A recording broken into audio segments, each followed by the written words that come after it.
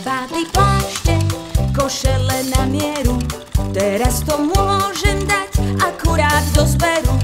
Veď to, čo už šijem, nemá kto nosiť. Stavovské povstanie vymyslel kto si. A všetci bojujú tak ako najatí. Na sebe majú len vojenské kabáty. Zelená onuca, zelená blúza. Doma som ostala sama jak Zuza. Naštvaná žofa, som rovnako na tom. Za naše topánky platili zlatom.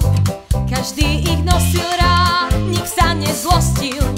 Do práce, ale aj do spoločnosti. Teraz v tom povstaní na nohách nosia odporné baganže, guľky ich kosia. Stalo sa presne to, čo sme tu nechceli. Za všetko môže ten idiot Tekeli. Všetkých našich chlapov má smrtka v zozname. Už 300 rokov márne na nich čakáme. Čakáme, kedy sa vrátia tí naši. Dovtedy budeme vás všetkých strašiť. Na poli bojovom oheň už vlčí a národ spišský sa stal národ vlčí. Môj krajčír sa niekde v zákope krčí. Šijacia mašina dnes smutne vrčí. Chlapi sa v zákopoch od zimy klepú.